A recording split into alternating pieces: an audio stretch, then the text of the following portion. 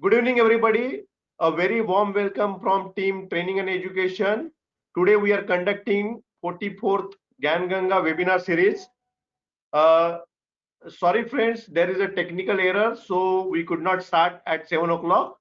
It's 10 minutes late. We are starting. So today we have Mr. Sanjay Gupta, who is the author of 4 books, and he has a he is a AMI Electronics and Communication. Then he is a MTech in Biomedical Engineering. He is a fellow member of ISLA and also faculty at III NIA at various places. He's a very senior surveyor. So I welcome Mr. Sanjay Gupta sir on behalf of Team Training and Education. I welcome to all members for today's session, and I request Mr. Sanjay Gupta sir to start with today's webinar. Thank you, Sachinji. Good afternoon and good evening, everyone. Thanks for taking time to join the session. I hope everybody is comfortable with Hindi and English both, because I love to mix Hindi and English.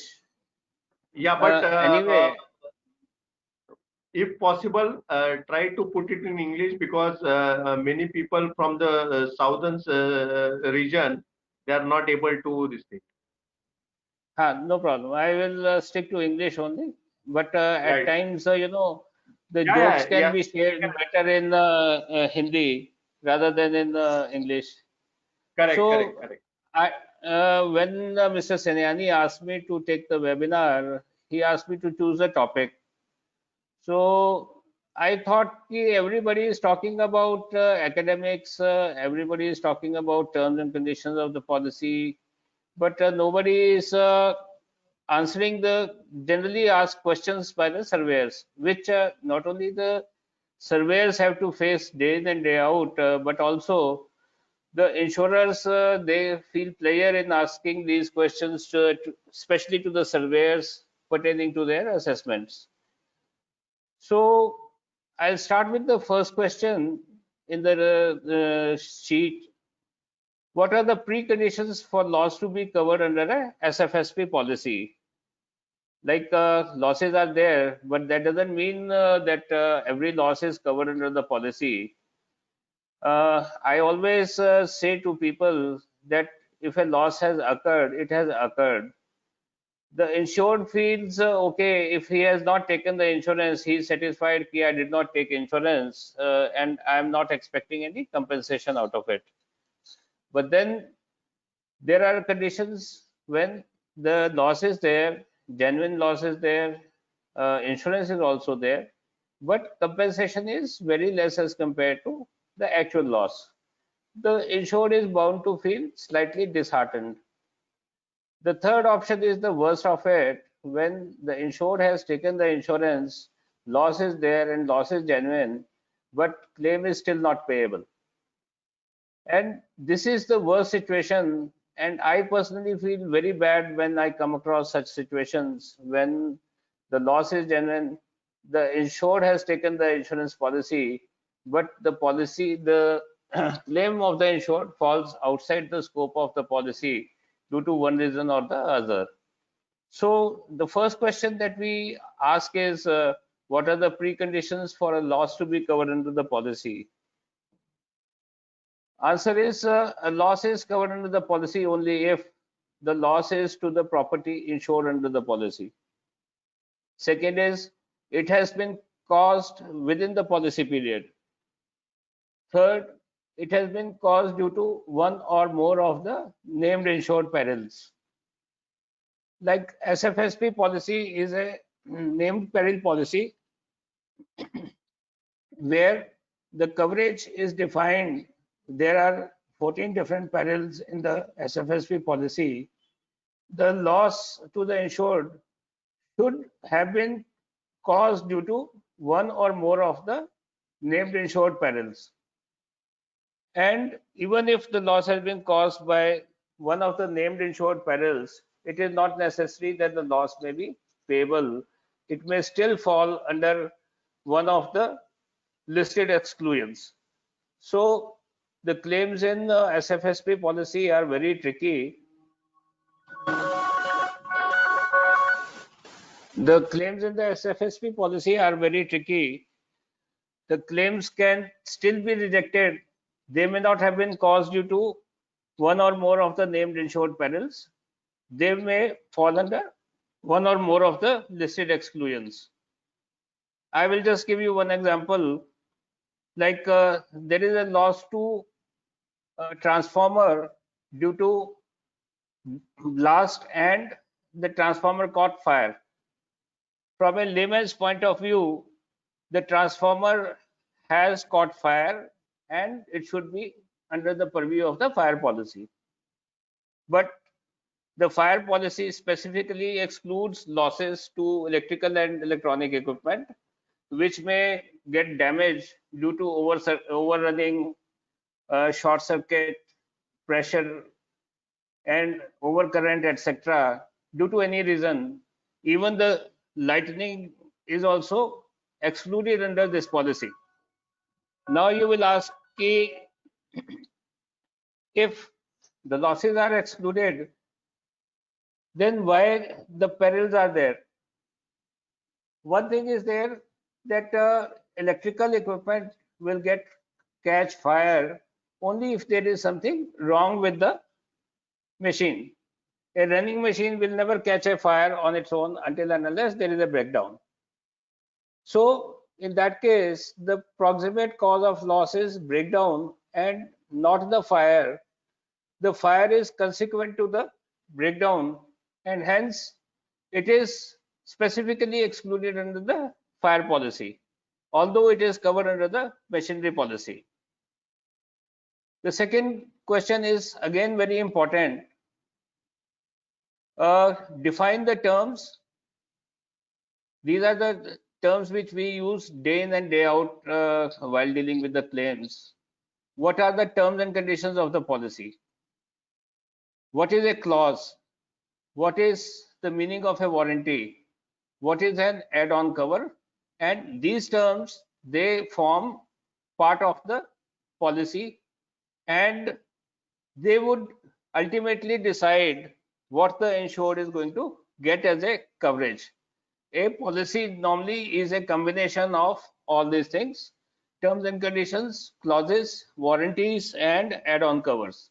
Now I'll define these terms one by one. What are the terms and conditions of the policy? When you get a printed policy, everything that is written on the printed portion defines the terms and conditions of the policy. It will have operative clause, coverages, exclusions, general conditions, which are printed on the policy. So whatever is printed on the policy forms the terms and conditions of the policy. Now, what is a clause? A clause is a standard wording which is available and can alter the policy coverage. It can, for example, reinstatement value clause. Reinstatement value clause alters the coverage and permits the insured to insure their property at today's price, even if the property is fairly old.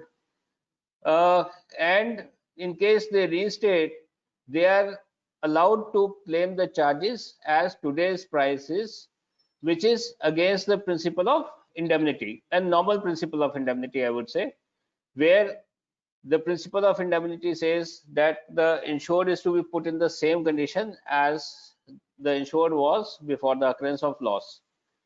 In RIV clause, the old property is being replaced by the new property. So this is an additional advantage provided to the insured by the insurer by the RIV clause. The main difference between a clause is the clause has to be opted by the insured. The clauses are at the option of the insured and not at the option of the insurer. Another important point regarding the clause is that a clause can be added to the policy without paying any extra premium. No extra premium is charged for getting a clause included in the policy. So you can have for the same sum insured a policy on market value basis plus a policy on RIV basis. Next term is warranty. Warranties are generally imposed by the insurers to limit the policy coverage subject to a specific condition defined in the warranty. For example, the insurers may want to exclude the losses in the basement, and they are not very sure whether the property has a basement or not. They will include a warranted that there is no stock lying in the basement. That means that they have restricted their cover to not to cover the losses to the stocks which may be lying in the basement. The warranties are generally implied or imposed. Implied warranties are very few. For example, it is implied that every insured will abide by the law of land. So wherever there is you will find that the law of land has not been protected, the insured will, it means he has breached the implied warranty that they will be complying with the law of land. Otherwise, most of the warranties are imposed and imposed by the insurers to restrict the coverage. Now, what is an add-on cover? An add-on cover provides additional cover which can be opted by the insured by paying additional premium to extend the standard coverage of the policy. The policy's SFSP policy has a limitation, and it will give you certain restricted covers only. If you want to extend the covers, you can purchase a add-on cover. For example, add-on cover for removal of debris in excess of 1% of the claim amount. Normally, the removal of debris is covered up to 1% of the claim amount as a built-in cover. If the insured foresees that removal of debris charges can be in excess of 1% of the claim amount, they can opt for add-on cover by paying extra premium. So the difference between a clause and an add-on cover is a clause alters the policy to give additional benefits to the insured without charging any additional premium, whereas an add-on cover alters the policy to give additional coverage by paying extra premium. Next is, we will shift to the next question. Question number 3. When is fire deemed to have occurred for the claim to be admissible under the policy? Friends, fire is a very general term. Like in day-to-day life, we will say the things get burned. Even the heart gets burned, but that doesn't mean that the burning of the heart is part of the fire claim. It's just a part of a joke. Similarly, you may have some stocks which may turn black over a period of time due to internal heat generated, but there is no flame generated. In that case also, the fire is not deemed to have occurred and the loss cannot be attributed to fire. A fire occurs if the fire triangle is completed. The fire triangle is that there should be some combustible material, there should be presence of oxygen, and there should be flame. So until and unless the flame is there, the fire is not deemed to have occurred, and until and unless there is a fire, no loss can be paid for the fire policy under the peril fire. Next is question number 4. What is meaning of spontaneous combustion? We do read this very often, and we also know that spontaneous combustion is an exclusion to the fire policy. Spontaneous combustion means when a fire may occur into a property without any external source of ignition. Some material, some properties, they have tendency to catch fire without any external source of ignition. For example, if there is a stack of DOC, that is de-oiled cake, if there is a stack of sugar, if you leave it over a period of time, the fermentation will start in the material itself, releasing the methane gas, and which can catch fire on its own without any external source of ignition. So spontaneous combustion is the tendency of the material to catch fire where there is no external source of ignition. In that case, the policy excludes the spontaneous combustion. Again, there is a catch. In case you want the spontaneous combustion to be covered, there is an option to take the add-on cover for the spontaneous combustion. The add-on cover is available in the SFSP policy by paying additional premium. So just keep in mind, until unless additional premium has been paid, the coverage of the add-on cover is not automatically made available to the insured. Next question is a very pertinent question. We are talking about spontaneous combustion, and we would like to see whether the claims are payable under spontaneous combustion policy or not. If the fire in the stocks is caused by spontaneous combustion, then is the claim payable? Is it not payable at all?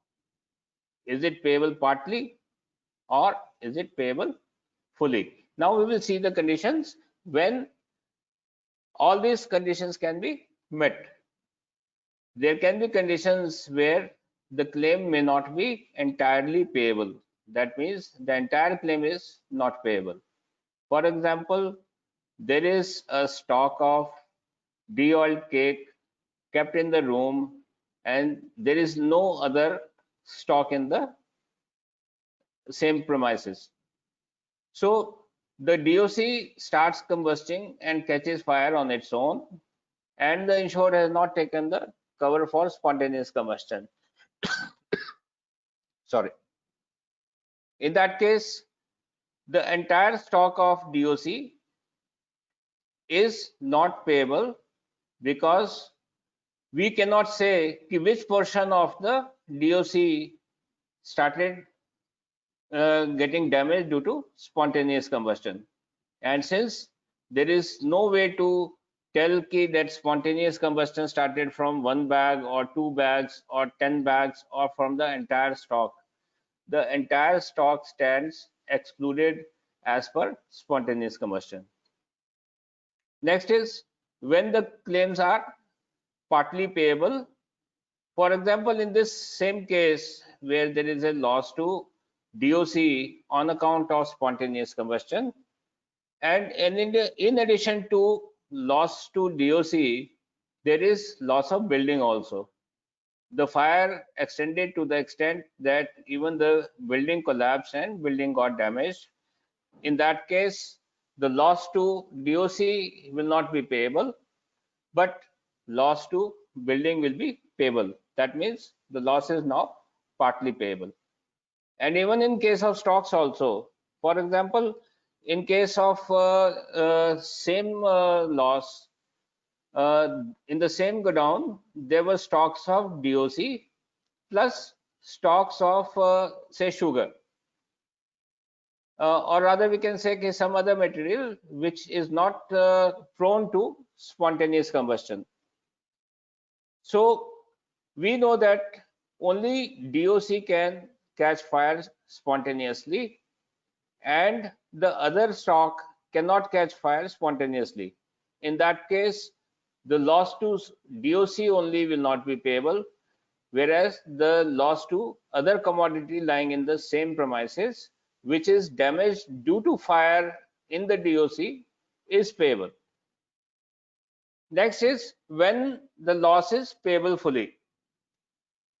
The loss to the stocks on account of spontaneous combustion is fully payable if the insured has taken a add-on cover for spontaneous combustion. I hope it is clear now. Everybody can understand. Now let us go to the next question. It is question number 6. I will read out the question. The insured has claimed loss to stocks being dried in an oven which caught fire. Just imagine there is a drying oven and some stocks are being dried in that oven. Now there is a fire, and in that fire both the stocks, surrounding machinery, and the surrounding building and the oven itself is damaged. Now let us see what all losses are covered.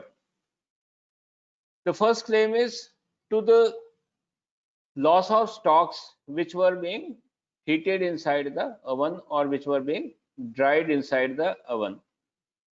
The fire policy under the peril fire specifically excludes loss to the property which is undergoing heating and drying treatment. Clear? So the loss to the stock within the oven is not covered at all, right? The loss to the stocks within the oven is not covered. Now we come to the oven itself. Well,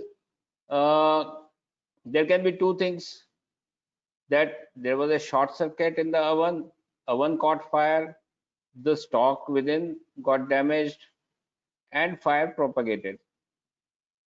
If we can prove that oven caught fire on its own due to short circuit in the oven, then loss to oven itself will also not be covered.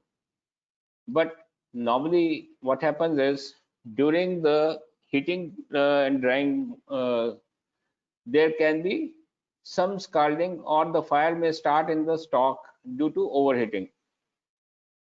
And in that case, the stock starts burning within the oven. Once the fire has started within the oven, it is bound to get damage the oven also. So most of the time, if there is such a condition, we normally deduct the loss to the stocks but pay the loss to the oven. As far as the surrounding building and machinery are concerned, there is no doubt about that the surrounding machinery and surrounding building were damaged due to fire so set, and since the cause of loss to these is fire only, the loss to these are covered. Question number 7. What is explosion and implosion? There is a parallel covered under the fire policy, explosion and implosion. It is, all of us are engineers, all of us are educated, we know what is an explosion. Normally the explosion would occur within a closed vessel, and explosion occurs when pressure inside the vessel increases beyond the threshold of the vessel, and the material of the vessel gives in and the contents spill out of the vessel by a explosion and a force. So explosion is from inside out. Explosion is from inside out. Basically, inside the vessel there is one atmosphere, one pressure. Outside the vessel it is a different pressure. When pressure inside the vessel increases beyond the threshold limit of the material of the vessel, it will break the vessel and it will forcefully come out with a bang, and it is called a explosion.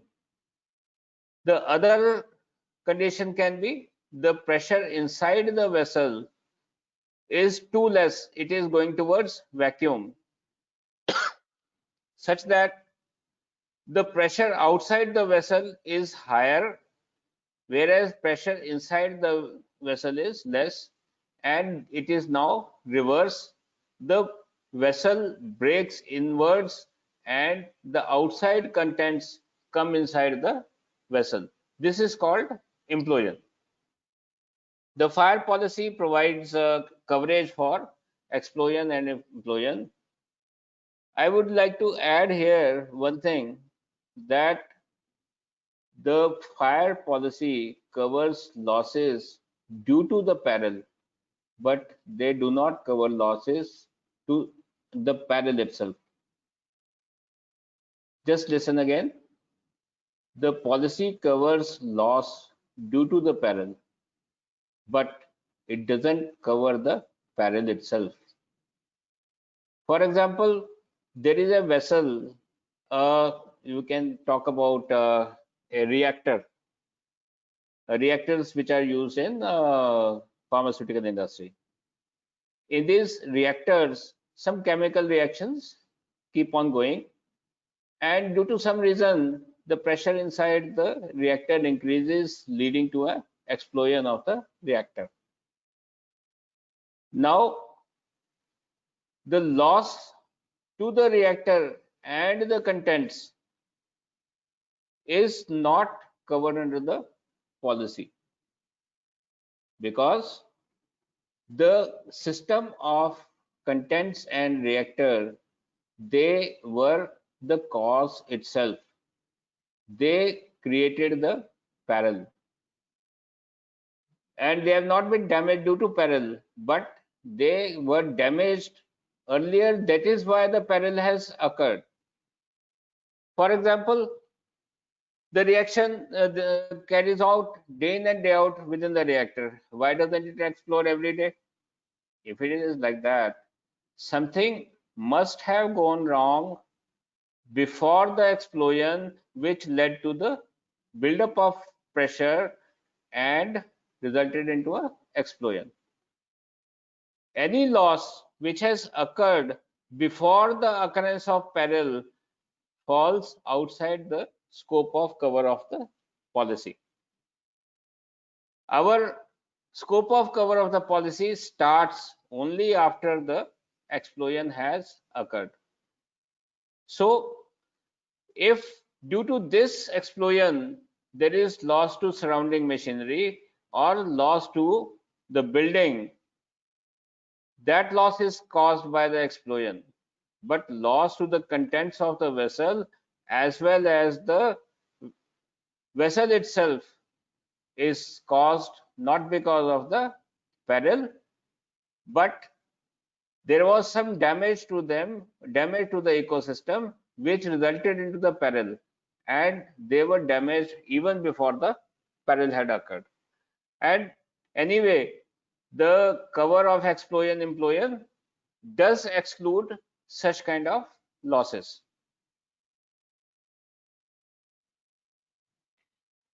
Next is what is miscellaneous malicious damage? Everybody knows that there is a peril covered under the SFSP policy, uh, that is riot, strike, and malicious damage. What is malicious damage? Malicious damage is a damage intentionally caused by some other person with an intention to cause harm to the insured. Well, how would we say that it is a malicious damage? Like, law defines a malice. A malice is a grudge against somebody, and to carry out a malice is a cognizable offense. In that case, what we have to do see is, as a surveyor, that there is a proper police FIR lodged under relevant sections, which will prove that there was some malicious activity carried out against the insured with the intention to cause loss to the insured.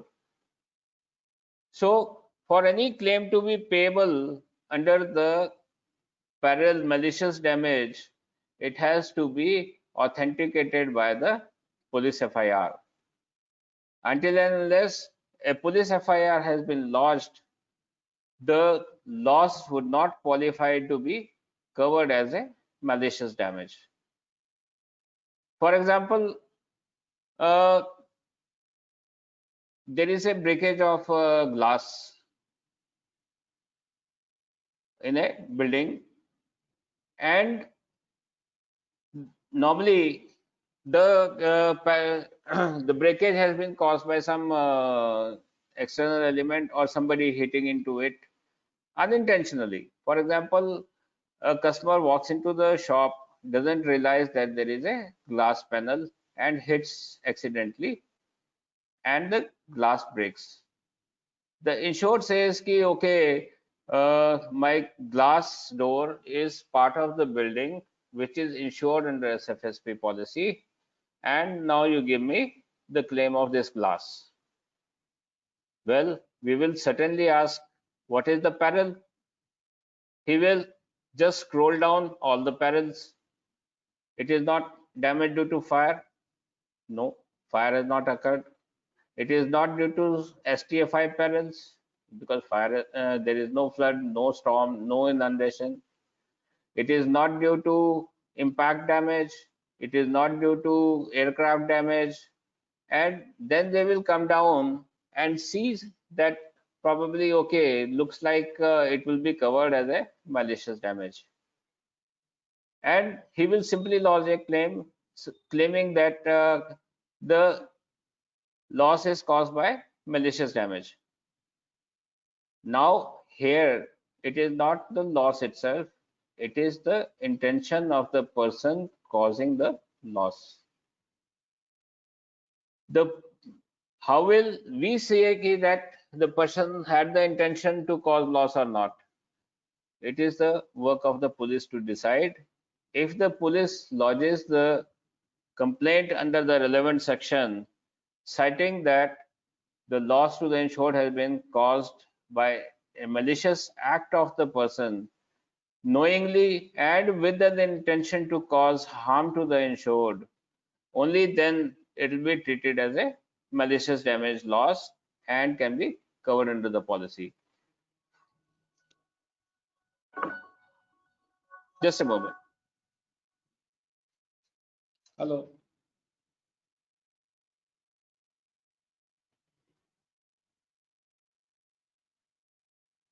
अच्छा वो आगे से कर लो बात तो पैसे भी ले लो वहां से मैंने कहा पैसे भी लेने थे आपने पैसे ले लो अच्छा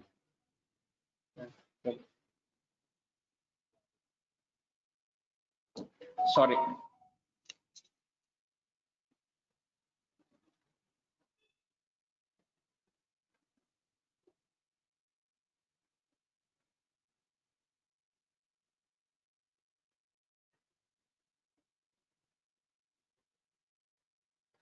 So I hope the concept of malicious damage is clear to everyone.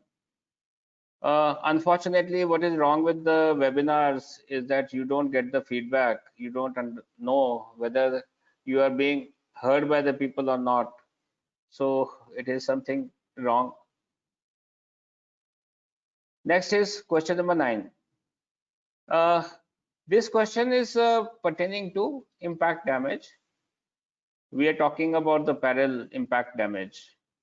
A chimney in the nearby factory falls on the insured property. The insured has claimed loss under the peril impact damage, whether the loss is covered. Well, it is quite possible.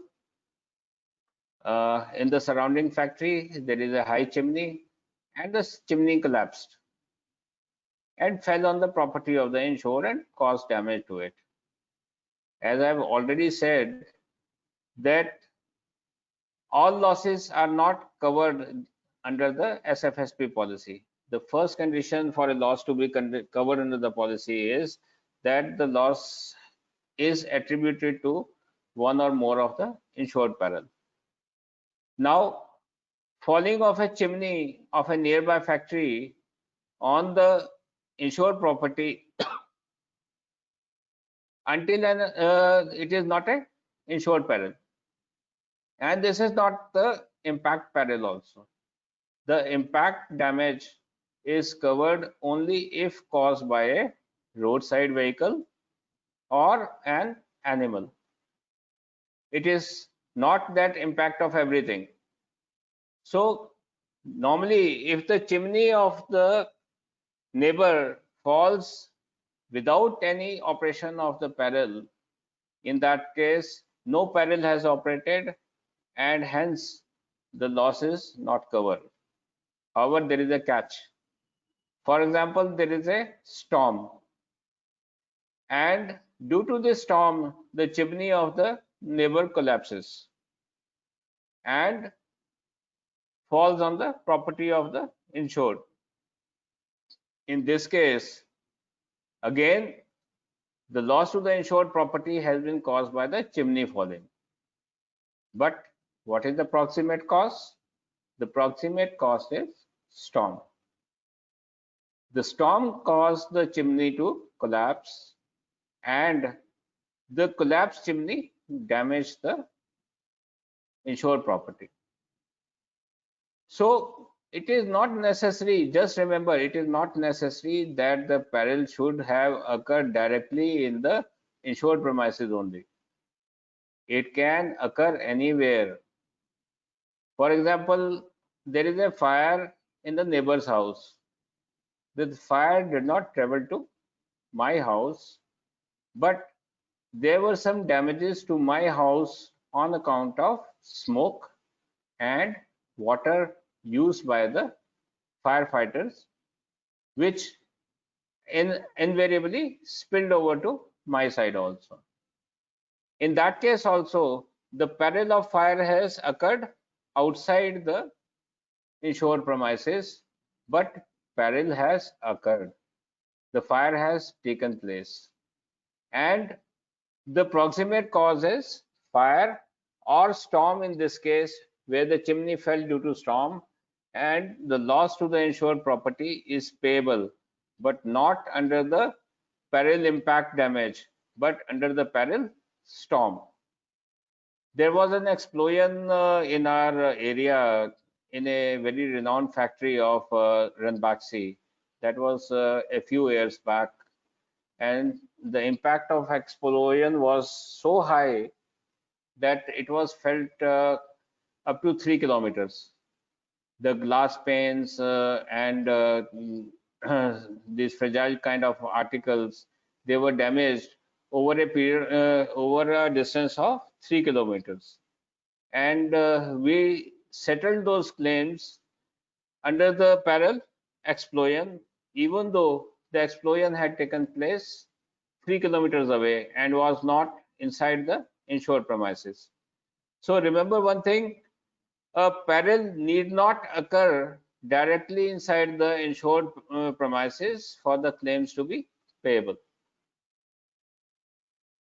Next, this is a very interesting question, and this is tricky also, and you can argue one side, both side, and I will leave it to the other panelists also to give in their opinion, maybe when we are discussing the things.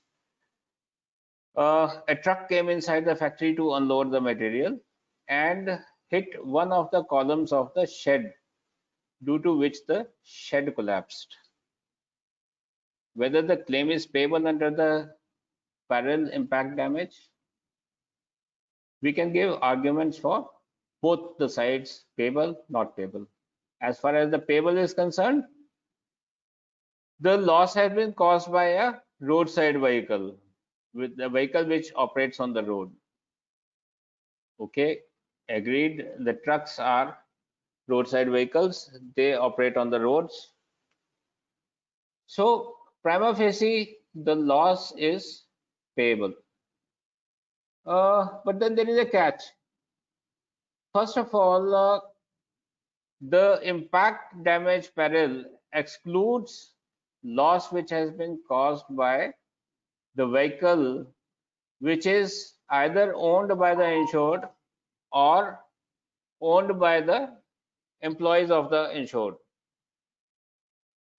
Now, some people will give an argument that while the insured is while the truck is inside the factory of the insured to unload the material, he is in direct or indirect employment of the insured, and hence the loss caused by this type of a truck which has come inside the insured premises with the permission of the insured and is on the duty of the insured, why it should not be considered as insured's own vehicle, and why the loss should not be repudiated, or why the loss should be considered as not covered.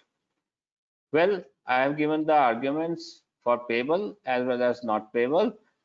We will leave it to the panelists and to the listeners to discuss and decide whether this type of loss should be covered and payable under the policy.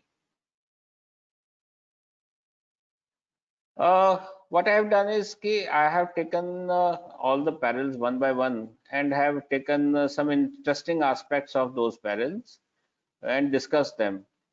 I don't know whether it is catching the interest of the listeners or not. I hope you like it the way we are doing it. But it is getting really boring.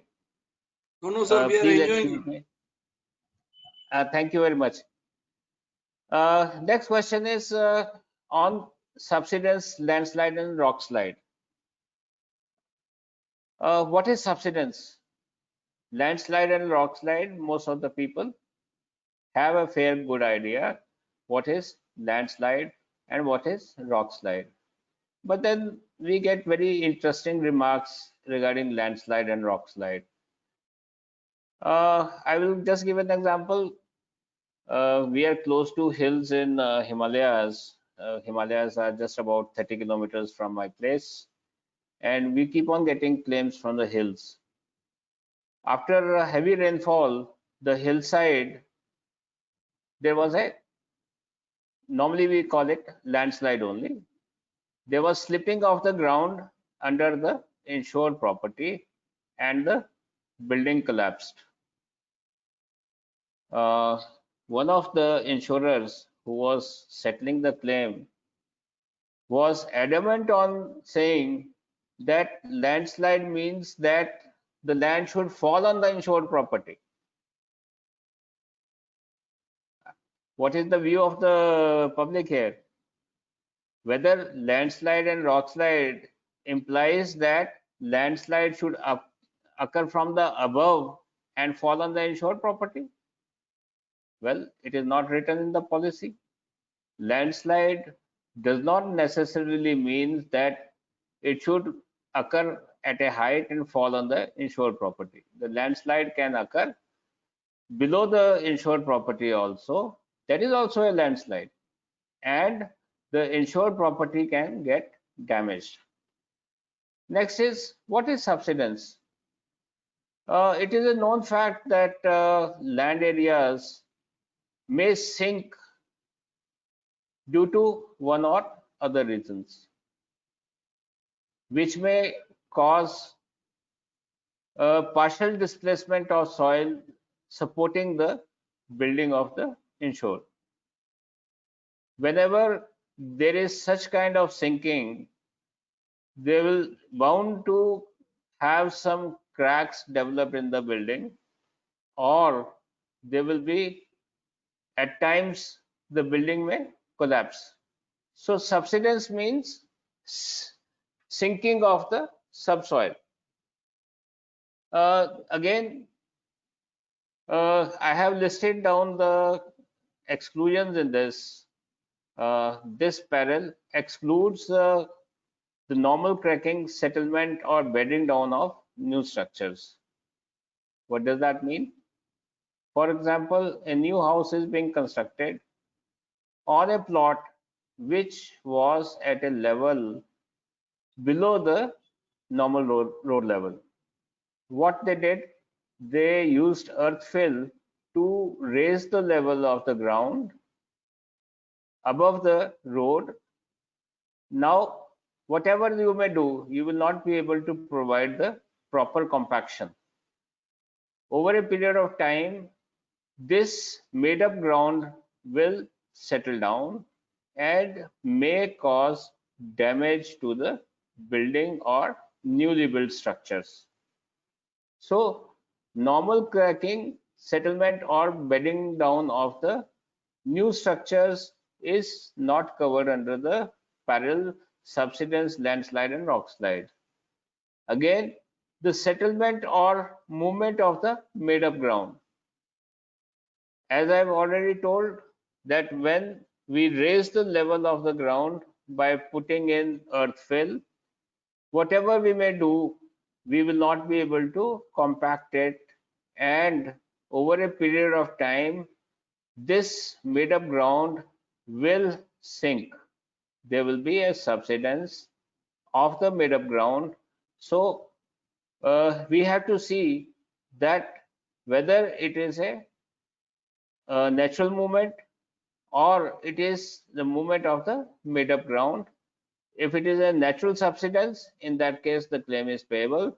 If it is the movement of the made up ground, it is not payable. Next is coastal or river erosion is also excluded under the peril. Defective design or workmanship used and use of defective materials. At times, structures may collapse on their own because of defective design or poor workmanship. And insured will tend to claim that the land under had sunk and there was a subsidence and try to claim the loss under this peril. But then it is the onus of proving that the design was defective falls on the surveyor, and whether surveyor will be able to prove it or not, it is a $1 million question. Again, if there is a construction activity going on and there is an alteration or repair of any property or excavations are going on, the loss is not payable under the head subsidence and landslide and rockslide. I have included 2 videos. I don't know whether these videos will play or not. Ramesh sir, whether next page videos are playing or not? Sir, we'll try, sir. Huh? Are they embedded, sir? They are embedded. I will try.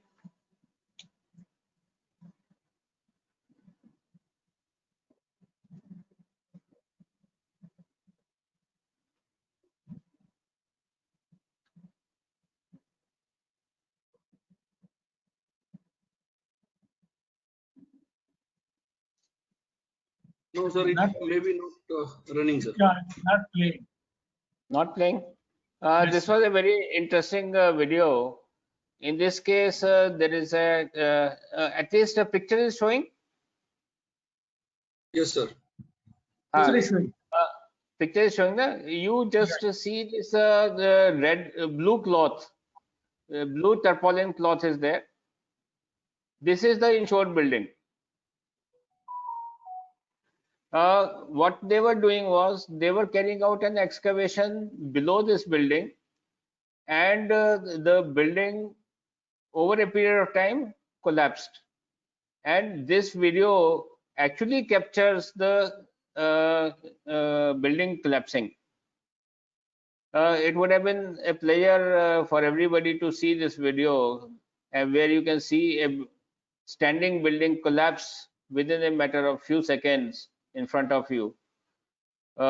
This claim was not paid because the prime cause was the excavation being carried out by the insured at, in front of the building, which made the subsoil unstable, and over a period of time, due to heavy rains, the building had collapsed. Even on the next page, there is another building which is building under the course of construction.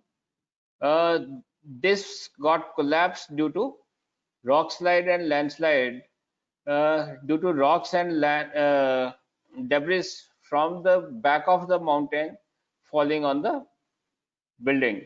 This again is a live building collapse. You can see it on the YouTube. It is available. Both these pictures are movies are available on YouTube. One you can search by building collapse in Solan. That is very widely available. You can easily see that. The second is building under construction at Shimla.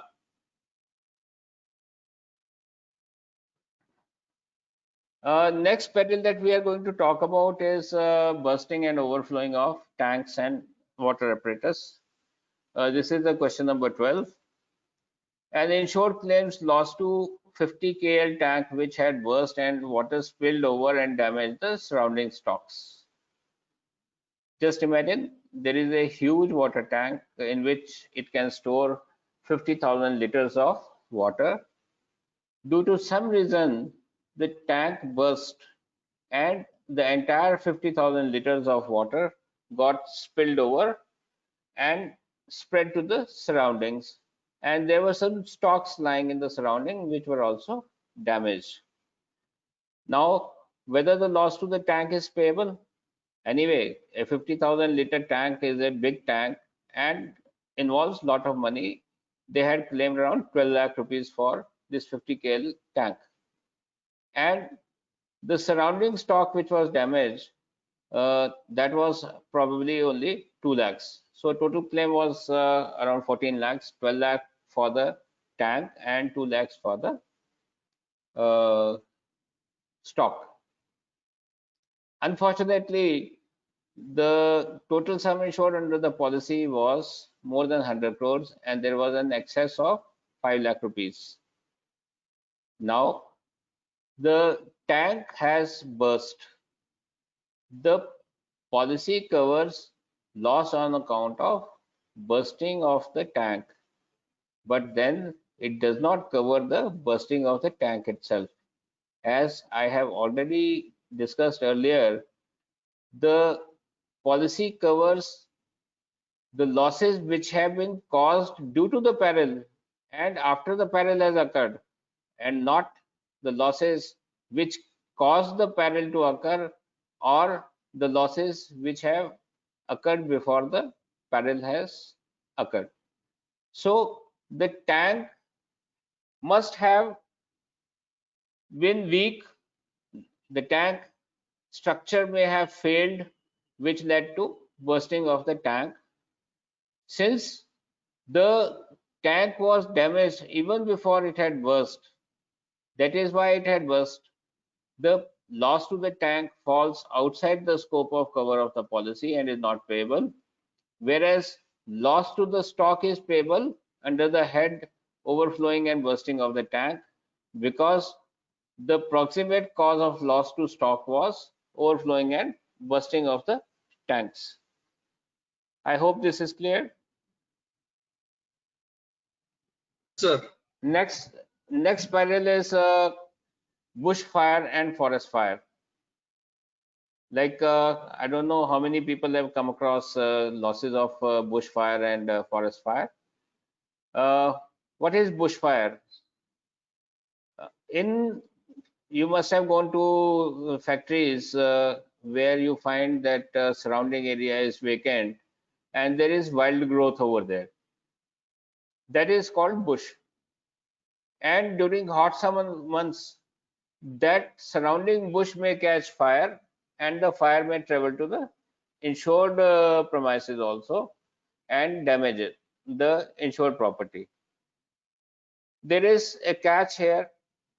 The bush fire is an insured peril, but the policy excludes the forest fire. Now, how would you say whether it was a bushfire or it was a forest fire? Because for any common person, the surrounding area is jungle or a forest, or it is come from outside the insured premises. So for this purpose, we have to rely on the government orders because forest is a designated area. I repeat, forest is a designated area. The public authorities or the government or the local authorities designate a particular area as a forest. So if the surrounding area of the insured property is a designated forest area, then if the fire travels from outside to the insured premises will be considered as forest fire, and the loss due to this will not be covered under the policy taken by the insured. Whereas if the same case, it was not designated as a forest, it would be considered as bush, and it would be bushfire. Bushfire is a insured peril. Just to add, an insured whose property is located near the forest, they can opt for a add-on cover for forest fire by paying additional premium. Now we come to the hot question, which every fire surveyor is being asked every day now, and I also keep on getting lots of queries on this. This is question number 14. The insured is claiming GST on loss to stocks, machinery, and building. Whether the GST is payable or not. Well, whether GST is payable under the policy or not. First thing is whether the GST, the insured has actually lost the GST. If the insured has lost the GST, then certainly that is a loss to the insured and the policy covers it, provided the claim is otherwise payable. If the basic claim is payable, then GST is also payable, right? Now, there is a catch. As far as the stocks are concerned, GST is, if it is a purchase stock, the insured would have already paid the GST, but in turn, they would have also taken the input tax credit. I will discuss the input tax credit subsequently, maybe in the next slide or so. But as far as the stocks are concerned, GST is payable. As far as the machinery is concerned, GST is not payable. Why? Because the insured is eligible to get a input tax credit on GST paid on the machinery. Next is GST payable on building or not. Yes, as far as the building is concerned, the GST applicable on the building, the insured is not eligible to get the input tax credit, and hence the GST is the liability of the insured and is payable. I will, yeah. Next slide, I have given the question. The closing stock on the books of accounts of a trading firm as on date of loss is 2.5 crores. The average GST on stocks is 18%. Again, once we are talking about whether the GST is payable or not on stocks, the GST would be payable only if it is included in the sum insured. right? Until and unless it is included in the sum insured, it cannot be considered as part of the. So instead of whether it is included in the sum insured or not, we will see whether the sum insured is adequate by comparing the value at risk by adding the GST to the closing stock. Remember one thing, the closing stock which appears in the balance sheet does not include GST. Okay, the the closing stock which will appear in the balance sheet is without GST. So if we have closing stock of 2.5 crores and GST applicable is 18%, what is the value at risk? 2.5 crores plus 18% of 2.5 crores, which is 0.45 crores, that is 45 lakhs. The value at risk will be 2 crores and 95 lakhs. This we will use for arriving at the adequacy of the sum insured. Once we have arrived the adequacy of the sum insured by considering or adding the GST, then we can consider the loss of the insured including the GST. Now you will ask why GST is to be paid. GST का तो credit मिल जाता है. The people who know the GST, they know that every insured gets input tax credit on the GST paid on the stocks purchased. Well, it is true. Every GST assessee will get a input tax credit of 100% of the GST already paid on the inputs. But the problem is, the law says if the goods on which input tax credit has been availed by an assessee, you can go to the next page where the answer for question 16 is there. I have written it out. As per law of the, if the goods on which the input tax credit has been availed by the assessee are damaged due to any reason, then assessee shall return the input tax credit availed by him to the government. This is a very peculiar situation. We had a recent fire in the furniture market around here, and a total of 19 shops were gutted, and total they were all total loss. The furniture is taxable at the rate of 18%. Most of these shops, they were having goods to the tune of 30 to 40 lakhs each, and they are now duty bound to pay to the government 18% tax on their stocks which got burnt. You will say, what is the logic here? On one side, the insured has suffered a loss of total value of the stocks.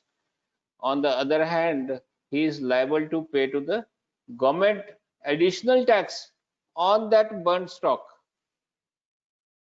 This may look very awkward to everybody, and at times I may also not be able to answer why it is so, but this is the law. So if there was a loss of 20 lakh rupees of the insured for the total loss, he had to pay 3,60,000 rupees, being 18% tax on the burnt goods. Now, what is the total loss of the insured? 20 lakhs worth of goods and 3,60,000 which he is required to pay to the government. That is, the total loss now comes out to 23 lakhs and 60,000 rupees. Well, if he is insured for 23 lakhs 60,000 rupees, he is eligible to get 23 lakhs 60,000 rupees.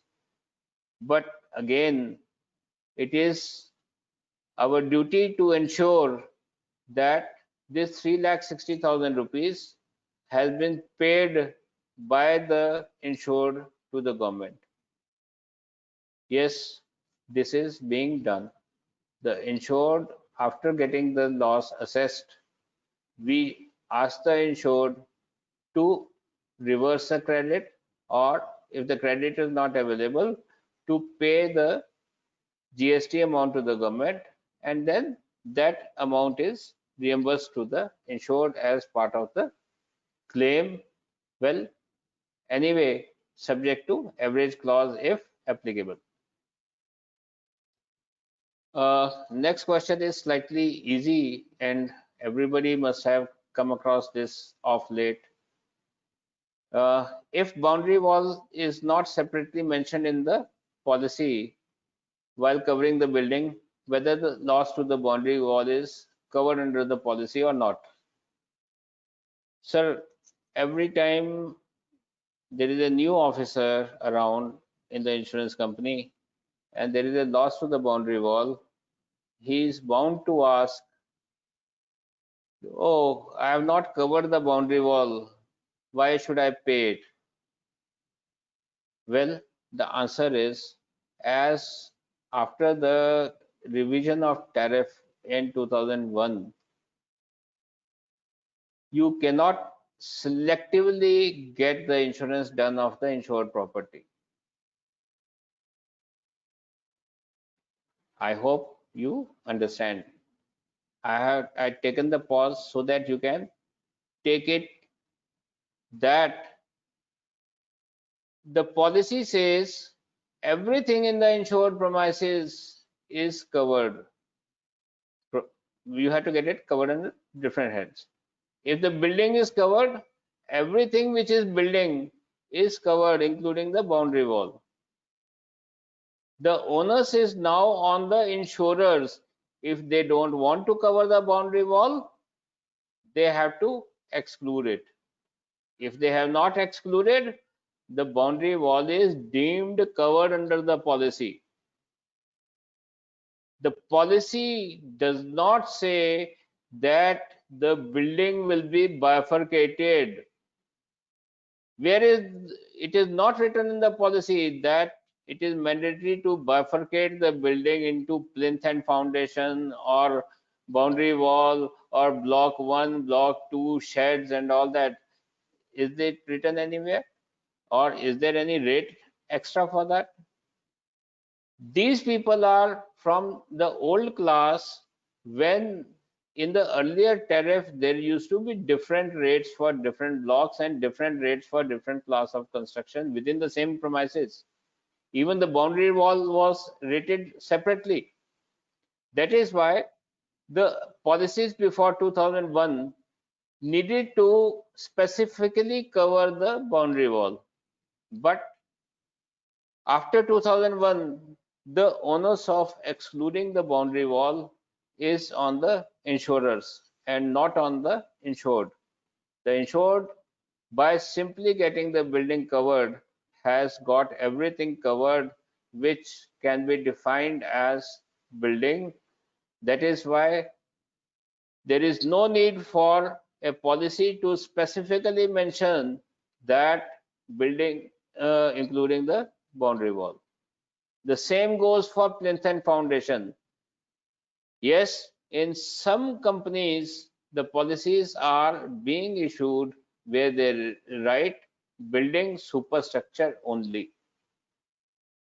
In that case, plinth and foundation is not covered because insurers have specifically mentioned in the policy that only the superstructure is being covered. Until and unless specifically excluded in the policy, the boundary walls, retaining walls, plinth and foundation, etc., everything else is covered. And anyway, if it is covered, their value has also to be included while arriving at the value at risk. Next is question number 18. Is it mandatory to define packing material, stock in process while covering the stocks under the policy? I have, in my 26-27 years of experience as a surveyor, I have come across many people who say, oh, I have not covered the packing material. When they say stock insured for rupees 20 crores. Again, the onus of excluding a part of the insured property lies on the insurer and not on the insured. As far as the insured is concerned, if he has taken cover for stocks, anything which is defined as a stock will be covered under the policy.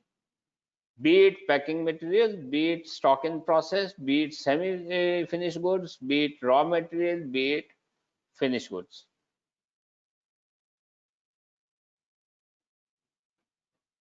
Question number 19. The insured has claimed that there was a blast in power transformer and it caught fire. The transformer is total loss.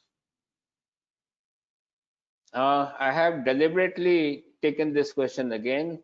I had discussed it earlier while discussing the perils and exclusions. Again, this type of claims are coming, and it becomes at times very difficult to convince the insured, particularly when insured is a big insured and insurers are hell-bent on paying that claim. I recently had a claim of a very big client who gives a premium to the tune of a few crore rupees per year to the insurance company.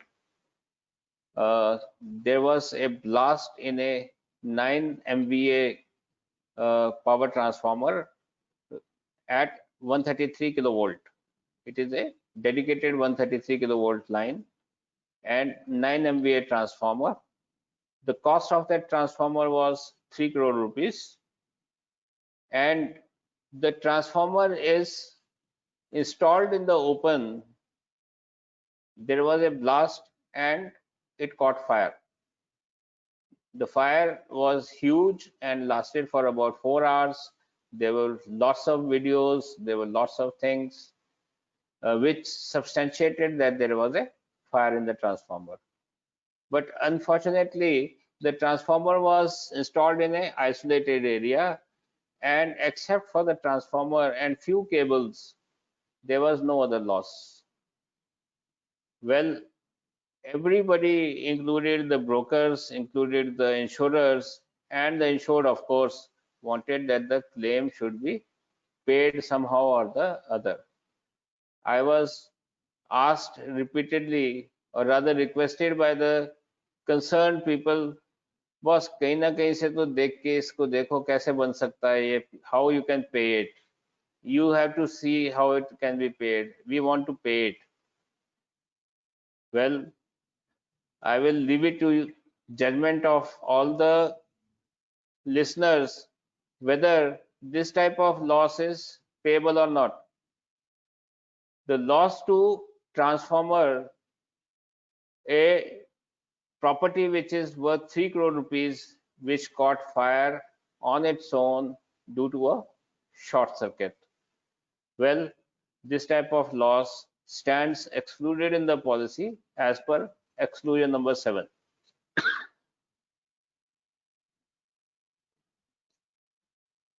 Next slide, answer is there. I have already given that answer.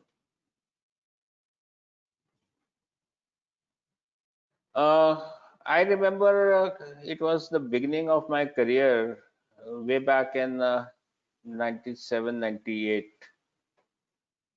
One fine morning, I got a call from one of the senior officers of the insurance company that one of their major clients, he has reported loss to VSAT equipment and computers and servers, which got damaged due to lightning during the night when there was a lot of thunderstorm. In those days, still the fundamentals of SFSP policy were not very clear. The exclusion number 7 was rarely invoked and not many people were doing it.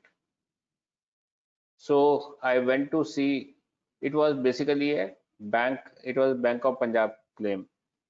So the claim was worth about 66 lakh rupees, involving servers, involving VSAT equipment, and which they claimed were damaged due to lightning.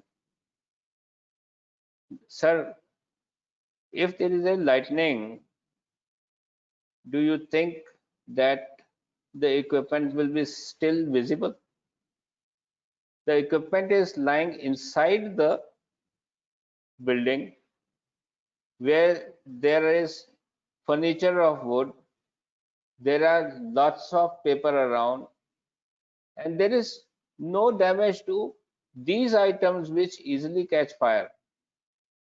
And electric equipment is stopped working. They said it was caused by lightning. Whereas we all know whenever there is a lightning strike, it releases so much of energy that anything which may come into the path of the lightning will get burnt and charred. So one thing is for sure, whatever may be the cause, it cannot have been caused directly because of lightning. Lightning did not strike there.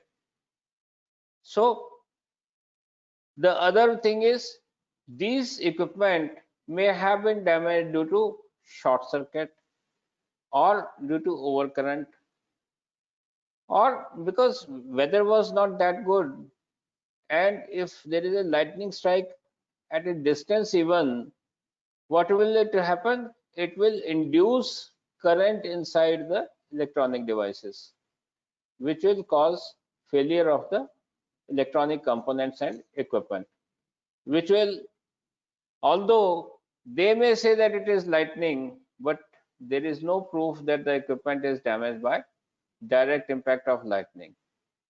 And I refused that claim, and I've told the insured on the very first visit, was this claim is not payable.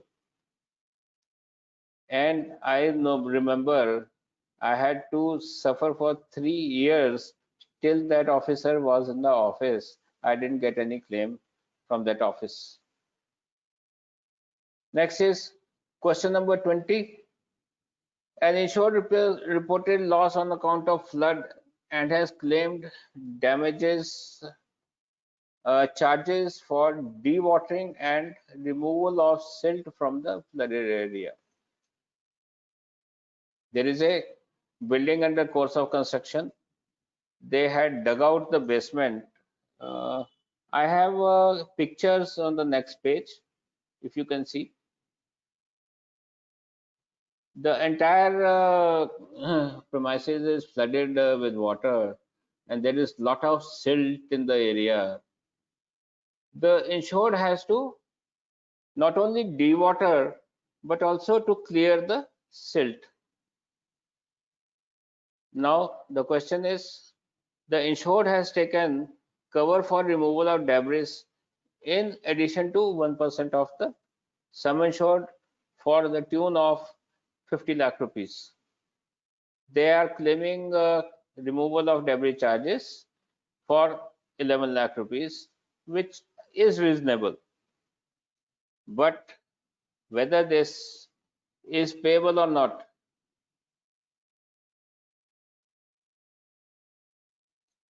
we should be very clear that fire policy covers removal of debris charges only of the insured property.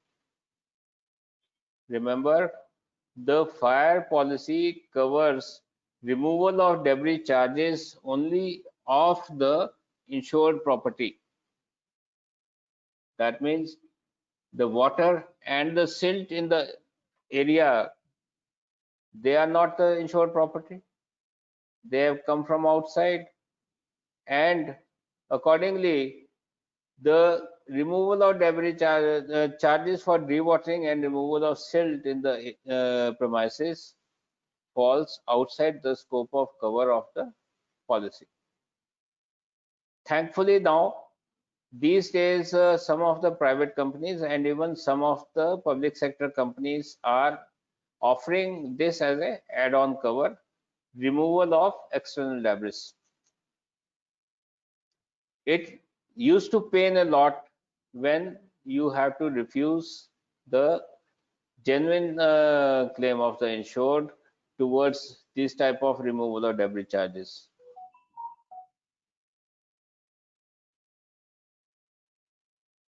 Question number 21. Is it necessary to obtain Met Department report for STFI perils?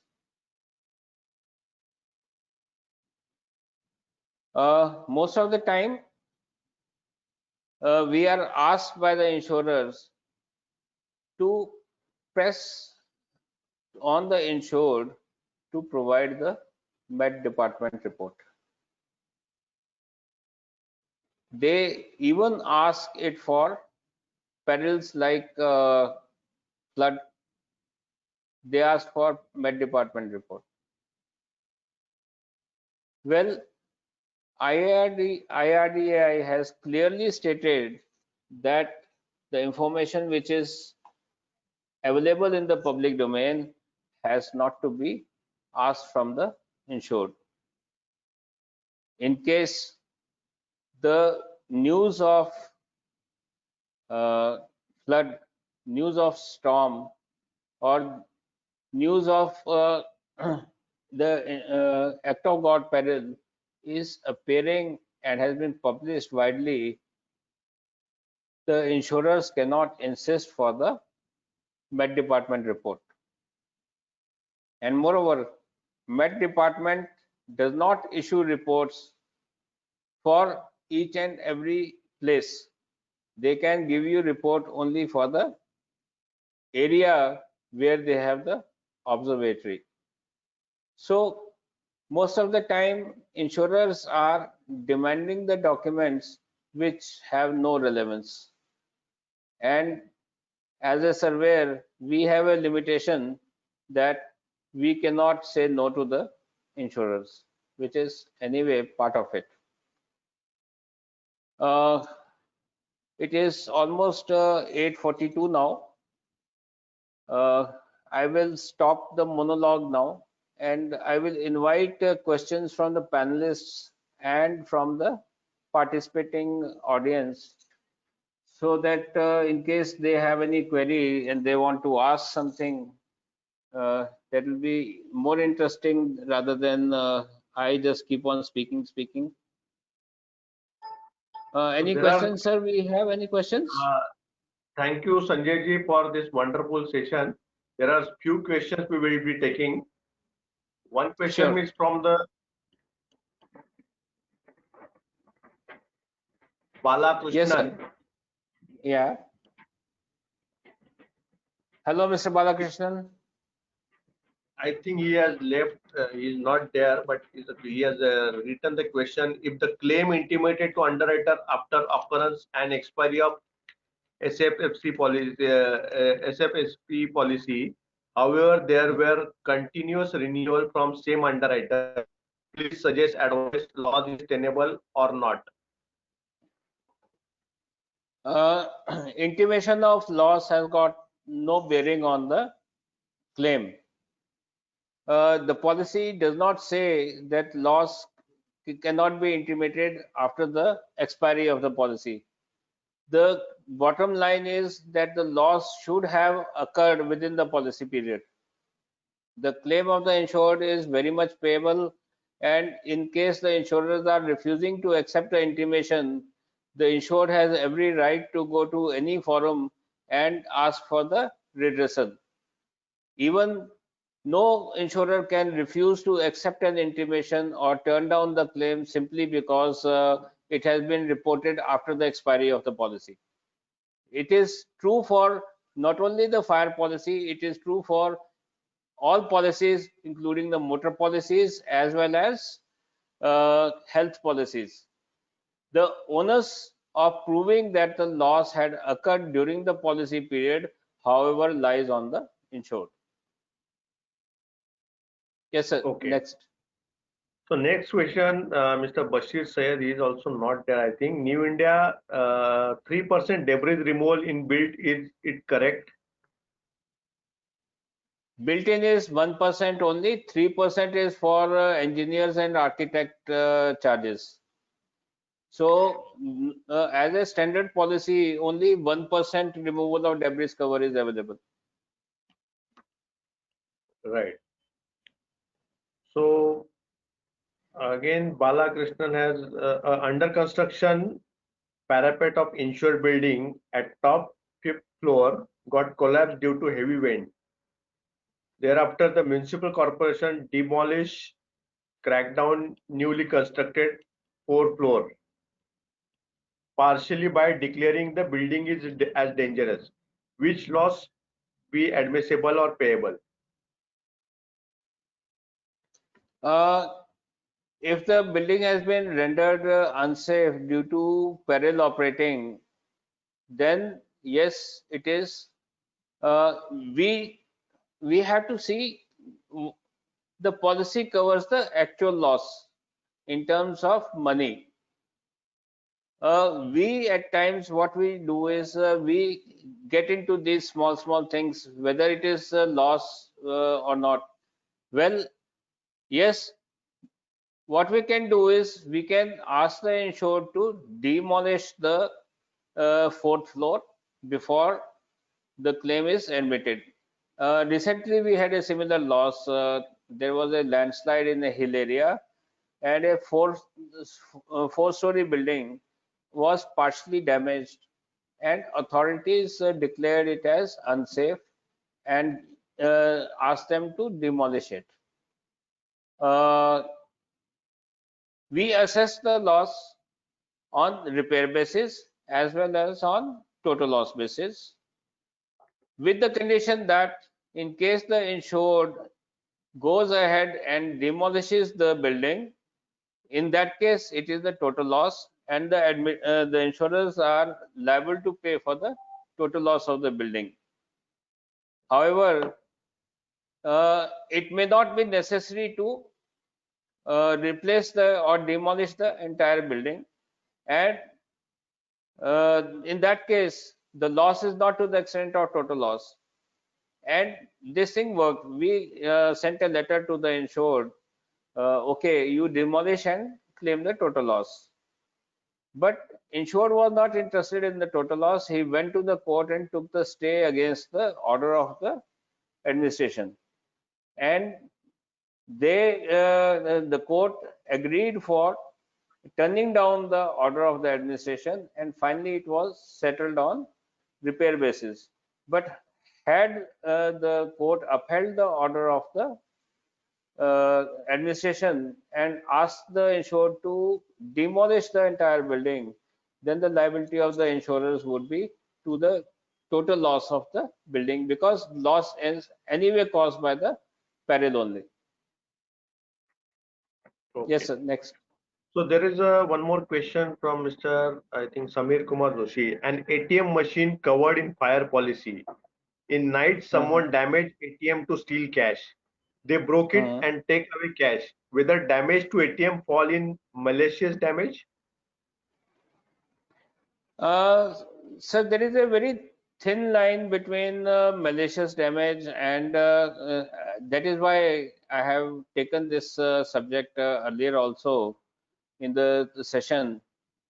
We are not the right persons to decide whether a particular incident falls under the malicious damage or not. It depends on the police. The police have the authority to decide whether it is a malicious damage or not.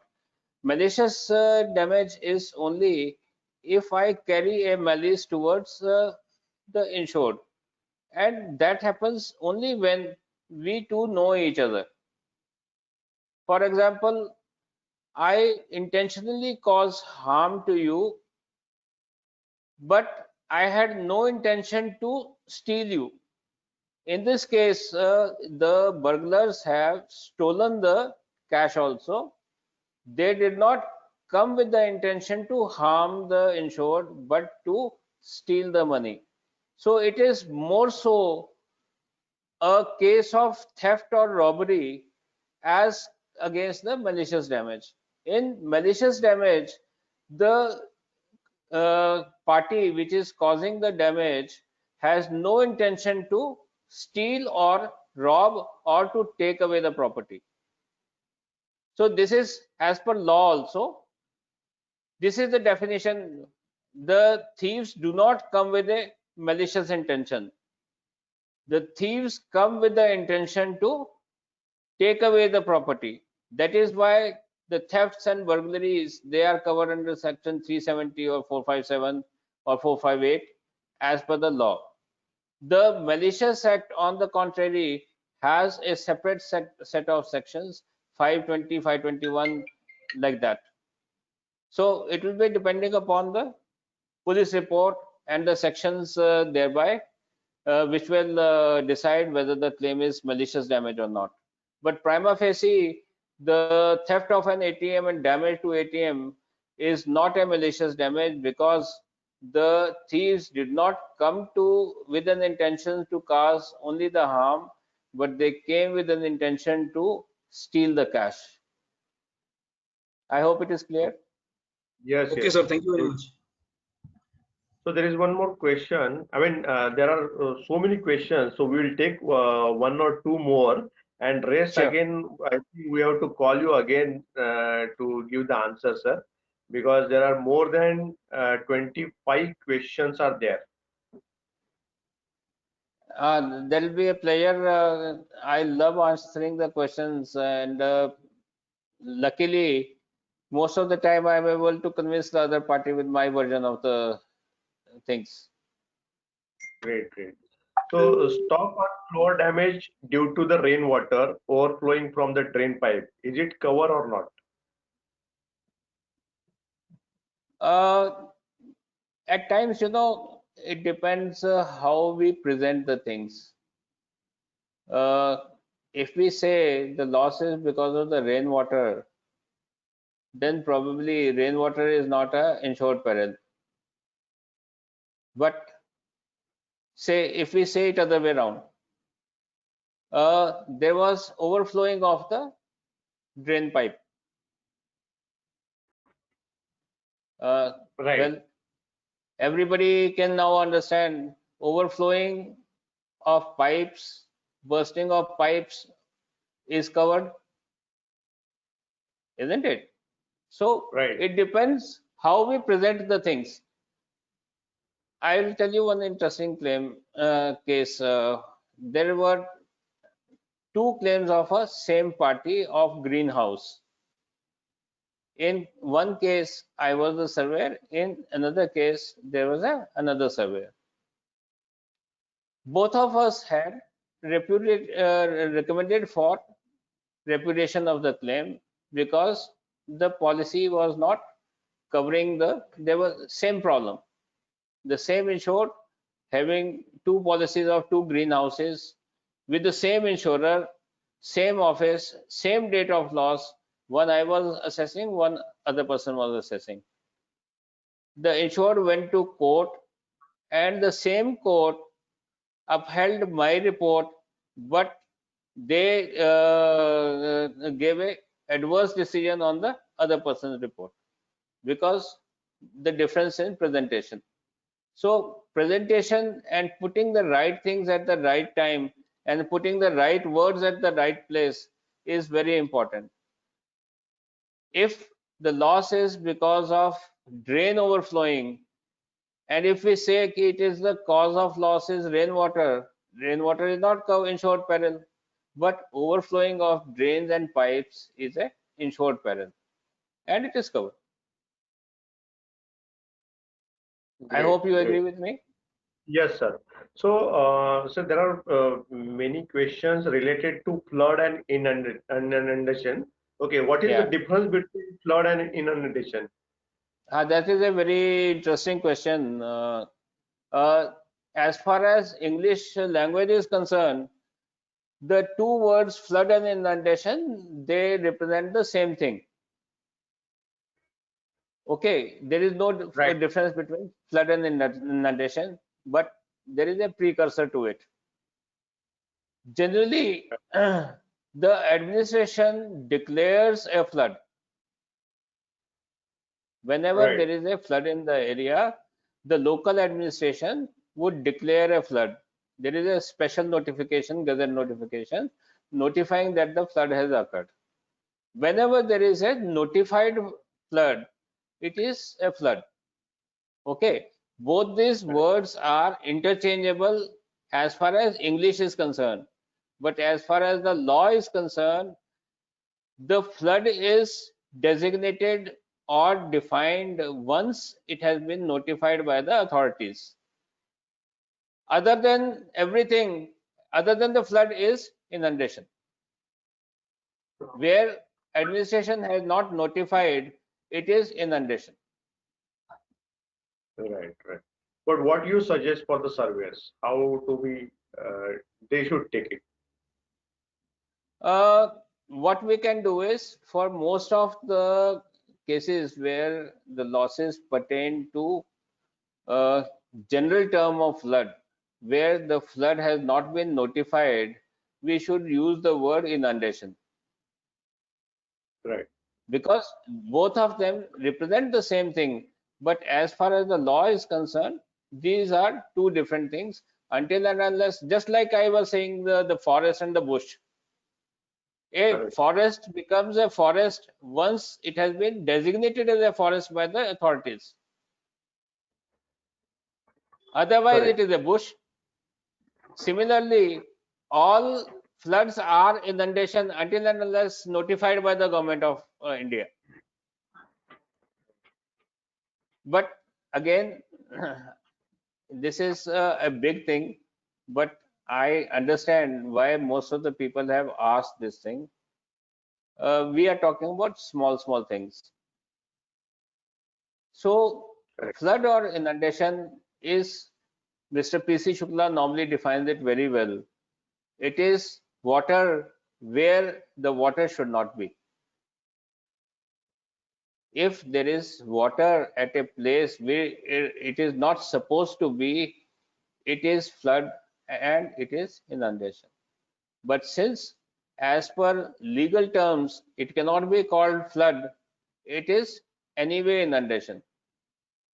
I will consider, if my roof leaks and water gets collected in my house, for me, it is a flood, it is an inundation. Yes, it is a peril.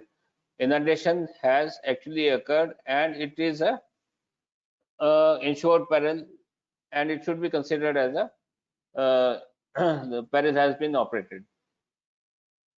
Right. So, sir, I think we have to stop over here, but we have around about now 30 questions, and around about 9 people has raised their hand to ask the question. So I can understand that the members are very much interested in this kind of discussion and conversation and asking the question. So what I will suggest to all the members, let us have our session from next time onwards for this question and answer, 2 hours. Is it okay for you? If it is okay It for is, you, just write us so that we can take more and more questions, because this platform we have created only to give the knowledge, the right knowledge to the members, right? So actually, again, I wanted to have this addressing of the questions primarily because uh, we are having this education session for the practicing surveyors. They correct, need not be taught the basics. Maybe some of correct, us may be new, but yes, at least the basics, we should not be doing it. And we should not go into the academic portion of it. We should go for the practicalities. I suggest that what the members can do is they can post the question either to me or to Mr. Samir Joshi or to any of the organizers, and I will compile the PPT for all the questions, and I will take each and every question and answer it in the next session. If that suits everybody.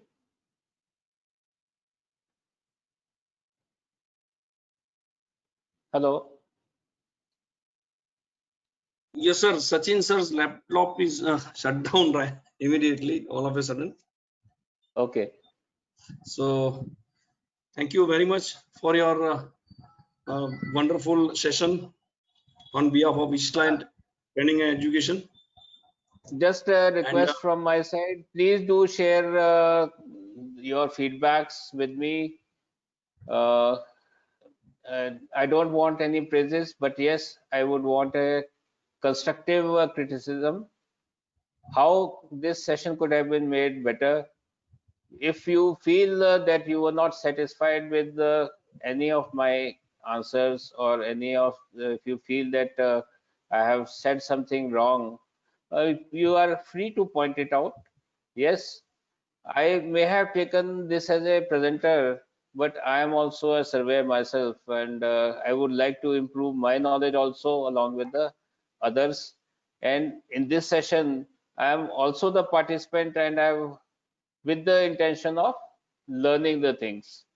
I will spell out my phone number. I am Sanjay Gupta from Chandigarh. My mobile number is 9814006136. I will repeat, 9814006136. Do send your comments to me, or you can share it with the groups also. I don't mind. You can share your questions, your queries.